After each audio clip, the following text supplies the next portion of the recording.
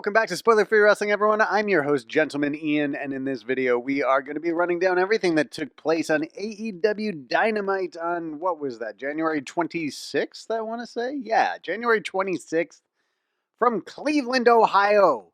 It was Beach Break, the warm, luxurious beaches of Cleveland, Ohio in January. If you're wondering why this event was called Beach Blast, even though it was from Cleveland, you might remember that the Chris Jericho cruise was supposed to be in January. So this would have been like the first show after the cruise. So I don't think it was originally scheduled to be, in Cleveland. It probably would have been somewhere where the cruise docked, or it would have been on the cruise itself. But regardless, they didn't get to do that because Jericho's cruise ended up getting postponed. I'm not sure when they're doing the next one, but this most recent one they had to cancel. So that's why we got Beach Break in Cleveland. But it started out with, honest to God, one of the best ladder matches I think I've ever seen in my life. Certainly one of the most exciting ladder matches that I've seen in my life. Sammy Guevara versus Cody Rhodes, the TNT title for title. It was the interim champion, Sammy Guevara, against the champion, Cody Rhodes. Of course, these two were supposed to meet in a non-ladder match at Battle for the Belts, but Cody Rhodes had been exposed to COVID. He couldn't be there, so they then had the interim match where Sammy Guevara beat Dustin Rhodes. So we get this title for title, dating back to Shawn Michaels versus Razor Ramon at WrestleMania. Anytime you've got two people claiming to be a champion, you take both of those belts and you hang them from the rafters, or not the rafters. Well, yeah, I guess they come down from the rafters. And you have a ladder match to decide who is the undisputed champion. And I thought Cody was going to win this for sure. It feels like that TNT title always goes through Cody, right? Like, if you're going to win the TNT title, you're either going to have to beat Cody for it, you're going to have to defend it against him, or you're going to eventually lose it to him. So I thought Cody was going to come out the winner. I was pleasantly surprised, not pleasantly in the sense that I didn't want Cody to win, but I did want Sammy to win. I think it's a huge victory for Sammy Guevara and starts to put him on another level. Like, he was definitely approaching another level anyway, but I think this match just kind of pushed him over the top. Because if you look at Sammy Guevara's career in AEW, a lot of it was spent, a lot of it has been spent being a guy in the inner circle. And he would take part in the inner circle feuds with, say, like the Pinnacle or the Elite, and he was a guy in that feud. But now Sammy Guevara is more his own guy than ever before. Like, he's more solo and separate and a star away from the inner circle than he had been previously. And just how well this match has been received from fans, I think now puts him in another level where you can have this guy main eventing pay-per-views if you have the right storyline or angle. I mean, he can certainly main event Dynamites. He's done that before. But I think now Sammy Guevara, when you hear that there's a big Sammy Guevara match coming up, you get excited because you know it's going to be awesome. Because you look back to his resume of matches, and this one's going to stick out at you, and you're like, man, Sammy Guevara only has good wrestling matches. I wanted to go over some of like the bigger spots of this match, but that would, honestly, I mean, there was just too many of them to really do that. I think the biggest ones that everybody is talking about is that springboard cutter that Guevara hit Cody with off the ladder. That obviously, like, it landed so perfectly that I just, you couldn't possibly hit that move any better than he hit it. The other one that I thought was really cool, well, I thought there was a lot of great spots in the match, obviously, but one of the bigger ones was this massive superplex that Cody gave Sammy. And it looked like, I mean, Sammy must have fallen like 20 feet onto his back. But Cody actually did this so well because they only had so much room. So Cody's got Guevara up in the air, but Cody's got to kind of like fall back, but like not too far back, or else Sammy would hit the ropes kind of thing. And he did it perfectly. And it looked like it really hurt both guys. And even though like Sammy is going to get the majority of praise for how this match went, because it seemed like he did the bigger moves, Cody is, I mean, we've seen it in recent months with Cody. He's going to go all out to try and put some respect on his name a little bit. Not that he's not respected by the right people or anything like that, but he maybe is trying to win over those that have decided they're going to boo him. And I think as evidence of this is a lot of the stuff that he did in this match with Sammy Guevara, like going out and having a ladder match with someone who's willing to take the risks that Sammy Guevara is pretty gutsy. And then you just need to go back to that show they did in Atlanta where Cody went through a flaming table and he still has the burn marks all over his back from it. I just worry a little bit that if somebody doesn't rein Cody Rhodes in, he's going to keep going bigger and bigger, trying to get more people on his side. But it did seem as though he came closer to turning heel in this match than he has in any other matches. Like he sort of, like, because he gave the pile driver to Fuego del Sol. Now, mind you, okay, so in Cody's character's mind, so not Cody Rhodes the performer, not Cody Runnels. In Cody Rhodes' mind, he's a babyface. And he can justify giving a pile driver to Fuego del Sol because Fuego del Sol got in the ring. Fuego del Sol was stopping him from climbing the ladder and retaining his title. So to Cody Rhodes, the character, that's not a heel move, even though everybody loves Fuego del Sol.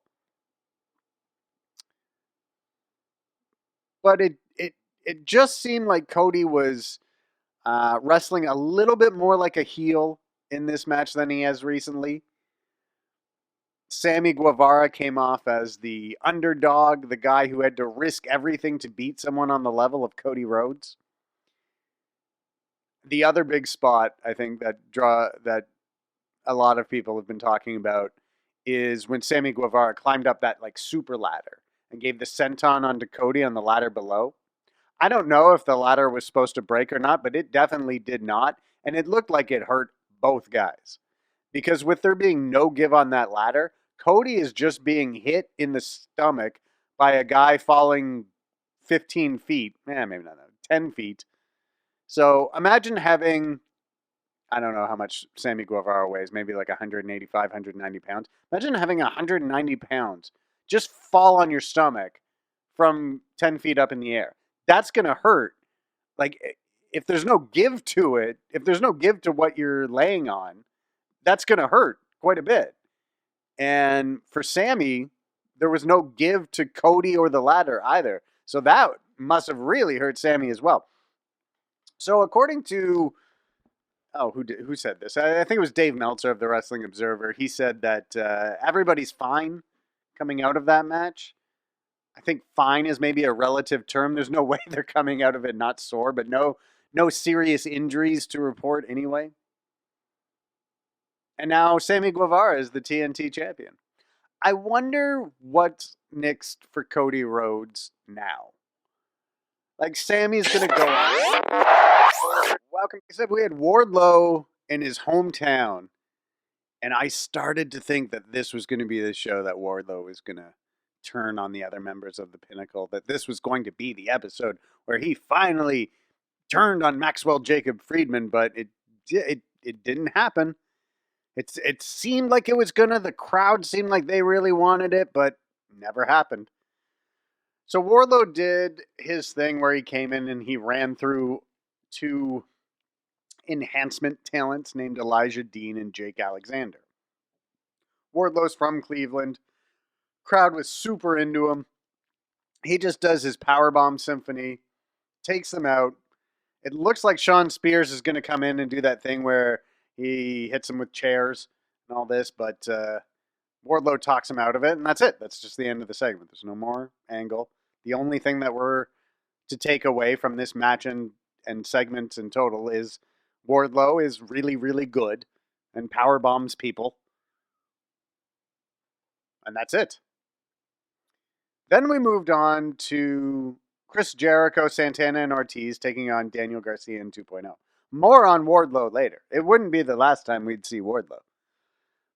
But I thought we just kind of got this tease that he could go babyface later in the show. Like, he comes out, the crowd was so into him. It's his hometown. They brought up that it was his hometown. It started to get the gears rolling in my head like, this could be the night. This is AEW. AEW loves to do special things for guys in their hometown. Maybe he turns on MJF tonight. But then we just, we moved on to the next match. Chris Jericho and Santana Ortiz taking on Daniel Garcia in 2.0. Now, the storyline in this match leading up to it is that Eddie Kingston has told Santana and Ortiz that the reason you're not the AEW World Tag Team Champions is because of Chris Jericho. You've been doing Chris Jericho's dirty work this whole time and not focusing on you and what you guys want to do as a tag team. All right.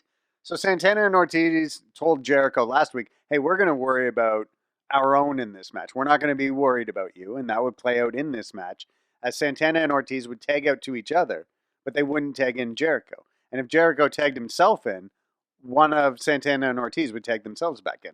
So Jericho's getting snubbed. And he's not taking too kindly to it. So eventually, when it becomes clear that Santana and Ortiz aren't willing to work with Jericho, Jericho sort of gets off the ring apron. And he's just sort of pacing around like he doesn't know what to do. He's obviously not happy about the situation, but he didn't just bail on his teammates either. He was there. He just wasn't up on the apron. And I can't remember which member of 2.0 it was, but they came off the ropes. Their head came through the ropes. Jericho gave the Judas effect to him. This allowed Santana and Ortiz to pick up the win. So all's good in the sense that the Inner Circle won. They won their match. But there's real dissension now being shown between Jericho and Santana and Ortiz. To the point where, like, okay, well, I mean, are we is the Inner Circle just about done here? Because Sammy Guevara is out winning championships on his own. No one's even coming to the ring with him. I don't even know when the last time Jake Hager was on the show. I don't know if he's training for an MMA fight or what's next for Jake Hager. And Santana and Ortiz look like they might be moving towards aligning with Eddie Kingston. And we're moving into a Chris Jericho versus Eddie Kingston feud. And if this is the breakup of the Inner Circle, I mean, think of how important the Inner Circle has been to AEW. For that whole first year, they were the heel stable. That the big angle in AEW for like a year was the Elite versus the Inner Circle. Jericho's guys against the Young Bucks and Kenny Omega. Like, so, I mean, if the Inner Circle is breaking up, I mean, it's a big deal for AEW. Inner Circle played a huge role in AEW's early success. You know, that first year, they were the top heel faction. They turned babyface. That second year, they had that mammoth feud with the Pinnacle and then Chris Jericho into MJF. That all took like a year. And you had them in all the Stadium Stampede matches, the Blood and Guts match against the Pinnacle. So many important AEW moments have involved the Inner Circle. So now what is going to happen? I mean, I guess Jericho could just replace them in the faction. Like, pick another tag team. And then it's still him, Sammy Guevara, and Jake Hager in another tag team. Make it feud with Eddie Kingston, Santana, and Ortiz in the Lucha Bros. Oh, they should do that. Well, except for the Lucha Bros are all with Pac, and then they're entering that feud with the House of Black. So maybe they can't do that. But I don't know. It appears as though we might be at the end for the Inner Circle. So next up, we had just like a little promo, a little backstage promo with Lance Archer and Jake Roberts. And they sort of announced that we're going to get Lance Archer and Hangman Page in 2 weeks in a Texas death match. And I thought this was cool because the last time we had a Texas death match in AEW, it was Lance Archer, and he defeated Jon Moxley in a match for the IWGP United States Championship. So, I mean, that sort of makes sense in that, like, okay, Lance Archer beat Jon Moxley in this style of match. Jon Moxley is one of the best champions AEW's ever had. So now we get Lance Archer versus the current AEW champion in that style of match too. So I think that's pretty cool. And it, a Texas death match and this whole angle of how Dan Lambert doesn't feel that Hangman Page lives up to the reputation of cowboys of wrestling history, such as Cowboy Bob Orton, Cowboy Bill Watts. Put him in a Texas death match. I don't know. I thought that was pretty good. We also had a little backstage segment where the Jurassic Express revealed they're going to give a title shot to Private Party on Rampage. But then we got to the CM Punk and MJF segment. So if you remember on the video last week, we sort of speculated that this could happen. Like, they're going to Chicago next week. It just makes sense that MJF and CM Punk would take place on that show. But then you sort of think like, wow, it's like CM Punk versus MJF is a huge match. How is this not happening on pay-per-view? Especially when you consider the impact that CM Punk has had on AEW's pay-per-views. Like that pay-per-view where he wrestled Darby Allin, like All Out back in the fall, that was the best pay-per-view numbers that AEW has ever done, ever. And so you would think if you have this other match in your back pocket, like CM Punk versus MJF, that's one of the biggest matches you can have with CM Punk. Like, why would this not be on pay-per-view? But I guess when you're just doing pay-per-views, like, 4 pay-per-views a year, you need some big matches in between. It just seems like CM Punk versus MJF is like one of the biggest matches the company has. How does that not make it onto a pay-per-view? But I'll take it. I'm not complaining. We get that next week from Chicago. I guess maybe they wanted to do it in Chicago. Like CM Punk wrestling in Chicago is always such a big deal. But they're like always in Chicago. I don't know. Well, I guess like if you're going to have like CM Punk, like AEW goes to Chicago for a pay-per-view once a year for All Out. You already did All Out CM Punk versus Darby Allin. You're not going to wait like a year to have CM Punk versus MJF. And there are like, obviously there are other matches for CM Punk to have. It just feels like CM Punk and MJF are such a collision of personalities, I mean, they're just complete opposites. It just feels like this is a pay-per-view program, but the big match is going to be on TV. And who knows? Like they'll probably have more than just one match. But I also think that this match is going to play in heavily into who challenges for the world title at Revolution. If MJF beats CM Punk, we could get MJF versus Hangman Page at Revolution. If CM Punk beats Hangman Page, we could get if CM Punk beats MJF, we could get CM Punk versus Hangman Page for the title at Revolution. If they wrestle and there's some chicanery or like a non-conclusive finish, then we would get CM Punk versus MJF in some type of gimmick match at Revolution. That's what I would imagine.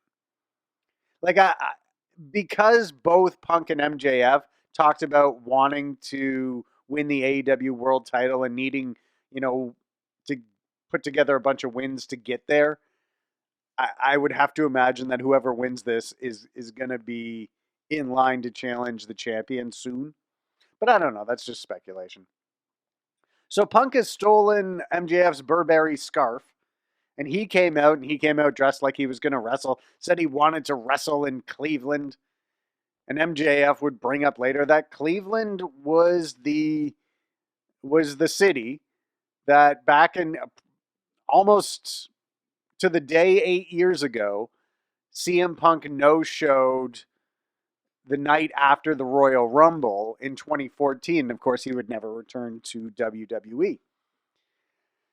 And I don't think, I really don't think there would be many people that were in that audience that somehow felt slighted that CM Punk left the company the night before they came to their town. But MJF sort of played that up that CM Punk left, he abandoned, he no-showed. Punk said that the best thing that he ever did was leave, and the best thing that he ever did was come back, and talked about how in Cleveland they love guys who get knocked down, get back up, and all that kind of good, solid baby face rhetoric that CM Punk often puts out there. So, long and short of it is CM Punk wants to fight there in Cleveland. MJF says, no, we're going to wrestle next week in Chicago. Now remember, why would MJF want to wrestle in Chicago? Unless, but then I started thinking, okay, it seems well, why would you want to wrestle Punk in Chicago when he's going to have that boisterous crowd backing him up?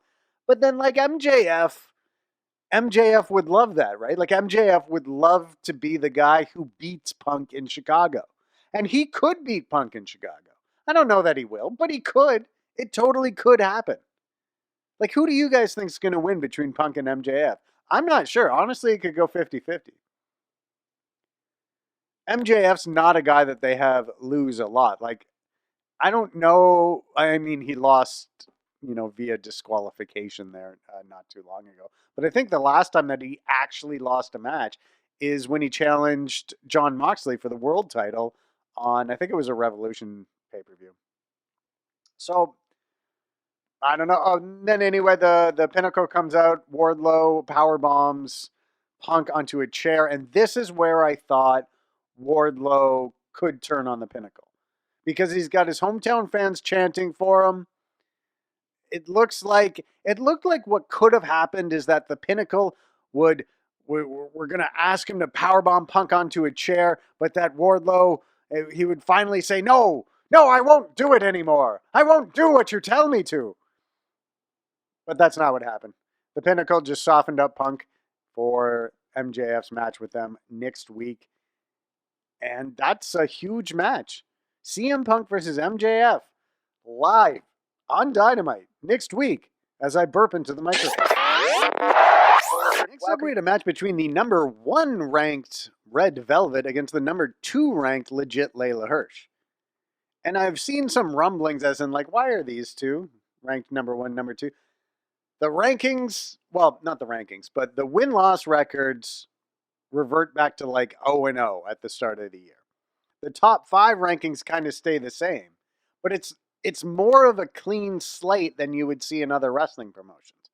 So if you string together 3 wins in January, you're going to be ranked even if those 3 wins all came on Dark. So we've seen Layla Hirsch sort of had a heel turn that took place over a few weeks. She had a match with Red Velvet, they were a tag team, and Velvet and Hirsch didn't get along too well. One of them blind tagged themselves in and took the pin. I'm assuming it was Hirsch, but I can't really remember. We'd seen Layla Hirsch and Chris Statlander had a match. Statlander won. After the match, Statlander went to go shake Layla Hirsch's hand. Hirsch blew her off. So we got these little clues that, hey, Layla Hirsch is going heel. Then she attacks them both in the back last week, and we get Hirsch versus Velvet this week. So they're wrestling. The finish of the match comes. Hirsch rolls up Red Velvet, grabs a hold of the tights, and gets the pin. So Hirsch gets the victory, though it's a tainted victory because she used underhanded, dirty tactics. And so now I would have to imagine when the rankings come out next week, Hirsch is going to be ranked number 1. Red Velvet will be ranked a little lower. So Hirsch continued the attack after the match. Chris Statlander ran out and made the save. So I'm assuming at some point we're going to get another match between Chris Statlander and Layla Hirsch. Next up, we had Dr. Britt Baker, DMD, sort of I guess you could call this a celebration of Britt Baker. So they've got all her Pro Wrestling Illustrated awards up, and she's brought into the ring by Tony Schiavone, and that's all this is. It's a celebration of Britt Baker. And she comes out and she's got her Pittsburgh yellow and black colors on, and she runs down Cleveland. She would even give that line that she gave at the start of her heel turn, where she said Cleveland's finally got a Baker that they can trust. Of course, referring to the quarterback that they have there in the Browns. I felt like the fans sort of stopped paying attention to what she was actually saying, because it turned into like Cleveland sports fan defensiveness and hatred of Pittsburgh sports fans. Like, Britt Baker kept going on about her, but the fans stayed stuck on the Cleveland-Pittsburgh sports rivalry, and they were chanting, for the local sports teams and what have you now. And Baker seemed like she was having to talk over top of what the fans were doing. And it was almost like, okay, yeah, that being a big Pittsburgh sports fan in Cleveland, that's great to get you some booze and stuff like that. But when it kind of overshadows everything else that you're doing, maybe it got taken a little bit too far. Maybe it was just that football has been so ridiculous recently that they couldn't help themselves a little bit. But she talks about having created the women's division. Says that while she's happy with the award she's got, she's not happy with just being the female wrestler of the year. She wants to be the wrestler of the decade. And if you think about it, she's probably in the lead for that right now. Like, if you count the 20s, like, we're in the 20s now. Back in the 1900s, they had prohibition during this era. This century, we get AEW. So, if you think of, who are the top women wrestlers in the world? Okay, you got Becky Lynch, but she was gone for a year from 2020, 2021. So she's only wrestled 6 months so far in the decade. You got Bianca Belair, won the Royal Rumble, won the thing at WrestleMania. So she's in the mix, but I wouldn't call her the wrestler of the decade. You've got Charlotte Flair. She's always going to be up in the running for the best female wrestler of anything. But Britt Baker, I mean, she really has been the face of AEW's women's division over the last 2 years. She did win all those awards from Pro Wrestling Illustrated, which are based on fan votes. So that counts for something. And she has been the AEW women's champion for a while. She might be, so far, in the lead for female wrestler of the decade. Now, we got 8 years to go, but so far so good for Britt Baker achieving that. But I wonder who Britt Baker's next challenger is going to be. Because again, much like with the world title, the men's world title, the women's world title, we got about 5 weeks till Revolution. So we've got to find a way to find a new challenger in that time frame. Now, Layla Hirsch is going to be the number one ranked wrestler, but I mean, her and Britt Baker, that doesn't seem like a very big match. I mean, I guess Chris Statlander could beat Layla Hirsch and then move on to a feud with Britt Baker. I mean, Thunder Rosa's got to be in that mix, right? I mean, because the last time we saw Thunder Rosa and Britt Baker wrestle, it was in a lights out match, so technically it doesn't count, but Thunder Rosa won that match. So now in storyline, matchmakers couldn't use a lights out match as a reason to have a title match, right? You couldn't say, oh, well, Thunder Rosa beat Britt Baker in a lights out match, so that means she should get a title shot. Because in storyline, that match doesn't count. It doesn't happen. It doesn't count on win-loss records. It's like it never happened, only the fans saw it happen. So the fans know that Thunder Rosa can beat Britt Baker. But Thunder Rosa still has to do something else to qualify for that title shot. And Thunder Rosa is currently involved in a program with Mercedes Martinez. So perhaps Rosa gets by Mercedes Martinez. We find out it was actually Britt Baker who paid Mercedes Martinez to attack Thunder Rosa in the TBS title tournament. I don't know. We'll see. We'll see what's next for Britt Baker. But I thought, well, she did a great job here. I thought some of the promo lost, some of the promo was lost in the fans kind of chanting about Cleveland sports teams and hating Pittsburgh sports teams. But still, all the same, Britt Baker, she's fantastic. Lights out matches. It would be a lights out match that would main event this episode of AEW Dynamite as the rivalry between the Best Friends and the Elite continue. Orange Cassidy versus Adam Cole. And so again, wins and losses don't matter. And you've got Adam Cole, who is the #1 ranked wrestler in AEW right now and is undefeated in the promotion. Except for he lost this match. But again, he lost this match. But he didn't really lose this match. Like, in terms of storyline, wins and loss records, this match didn't happen. And I think that's such an interesting sort of storyline device that AEW has, where you have these matches that don't count. And you would think, like, on paper, when you say that out loud, oh yeah, it's so awesome. AEW has these matches that don't count. It sounds terrible. But it actually works out really well because, like in the same way that Thunder Rosa and Britt Baker, like it sets the stage for them to meet again down the line when the stakes are higher. And in this case, it allowed Orange Cassidy to beat Adam Cole, but Adam Cole not to lose his spot at the top of the rankings, his undefeated record. And it's going to allow Adam Cole to be like, just furious that Orange Cassidy embarrassed him in this way. So much stuff happened during this match. I don't even know where to begin. We won't go over all of it, but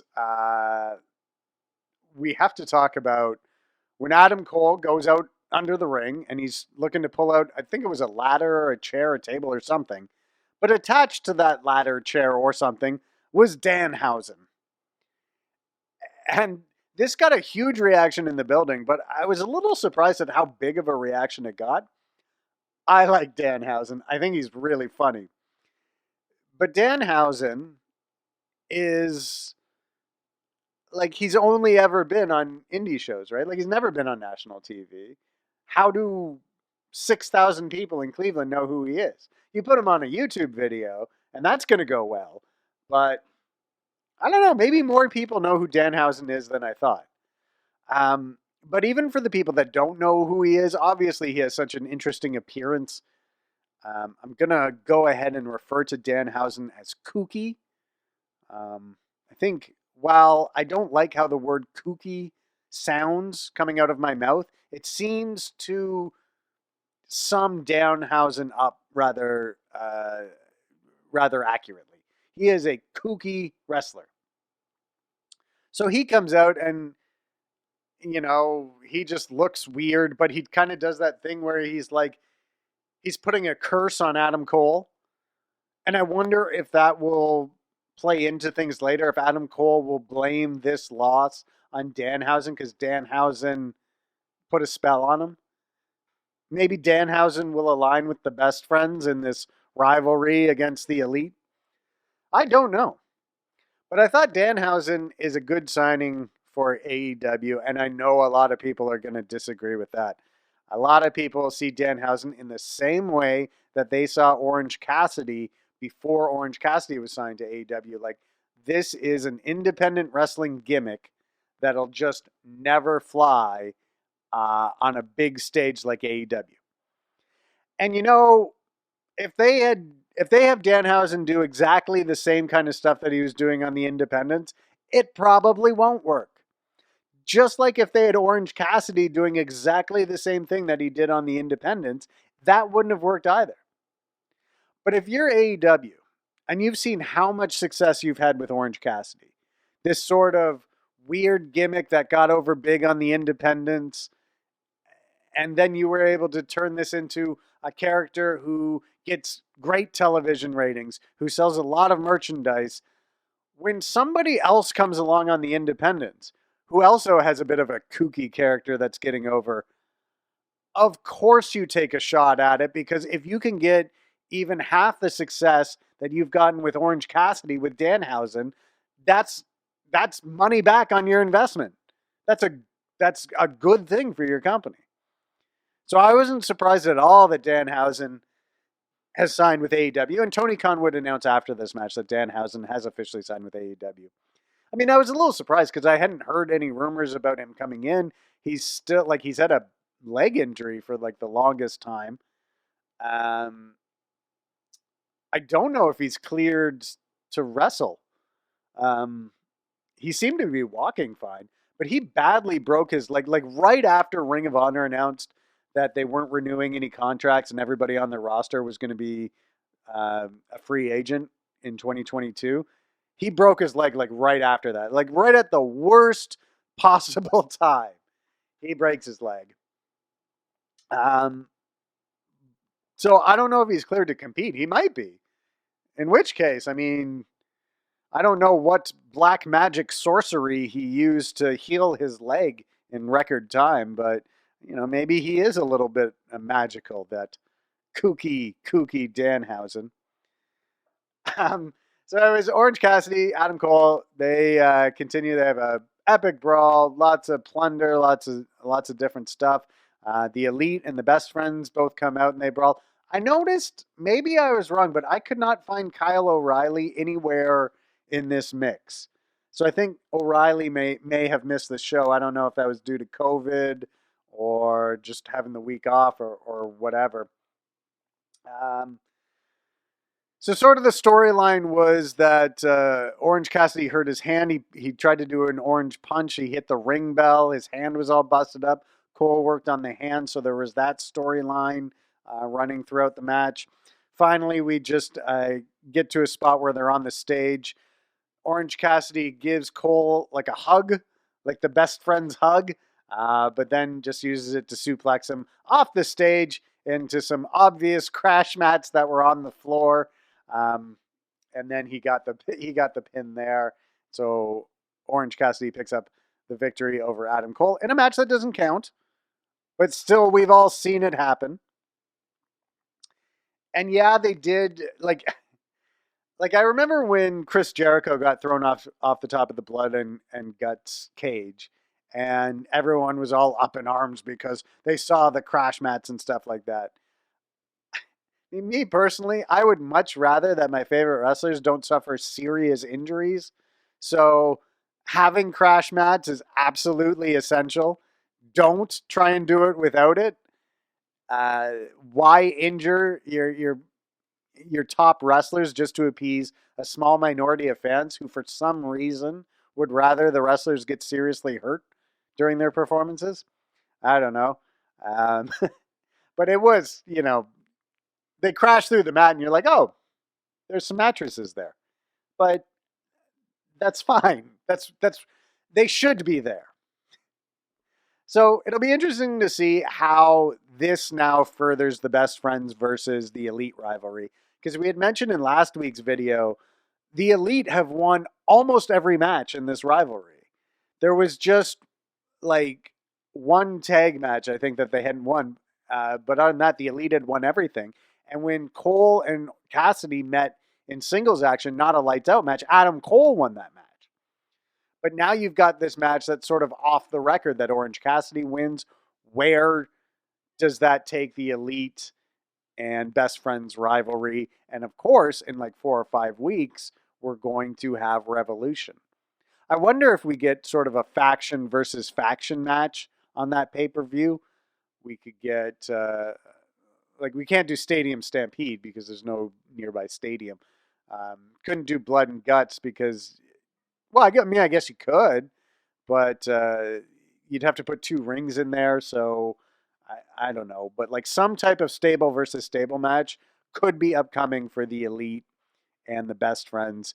Just, especially now with the inner circle not playing as much of a role or not being as much of a faction in AEW, you know, you could have your first like sort of stadium stampede or blood and guts match where the inner circle's not involved.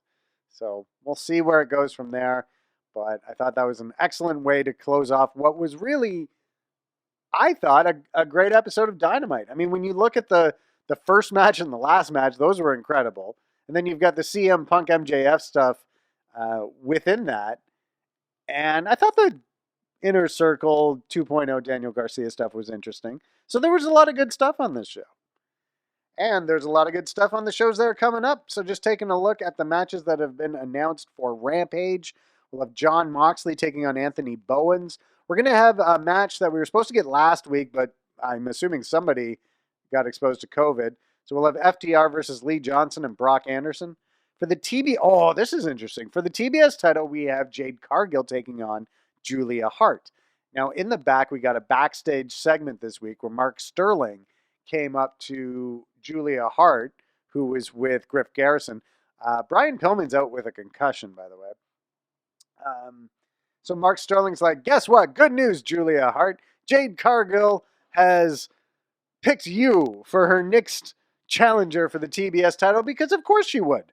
Of course Jade Cargill would want to face a woman who has been partially blinded by Malachi Black's mist. That makes all the sense in the world. She gets to fend off another challenge, take the winner's share of the purse, which got cut off there. But anyway, Jim Ross has been big on there being winners' shares of purses recently. So Jade Cargill would pick up another winner's share of the purse when she takes on Julia Hart, and not expecting much of a challenge there because she's only got vision in one eye. And then in what I imagine will be the main event on Rampage tonight, Jungle Boy and Luchasaurus defend against Private Party. Then next week on Dynamite, we will have CM Punk against MJF and the House of Black, Malachi Black and Brody King, against the Death Triangles, Pac and Penta El Zero. Then in 2 weeks, we will have a Texas death match for the AEW World Championship as Lance Archer challenges Hangman Page. And that'll do us again for this video, everyone. Thanks so much for supporting Spoiler-Free Wrestling. If you haven't done so already, please hit the subscribe and like button and share this video with anyone who you feel would appreciate this style of wrestling coverage. I'm Gentleman Ian for Spoiler-Free Wrestling.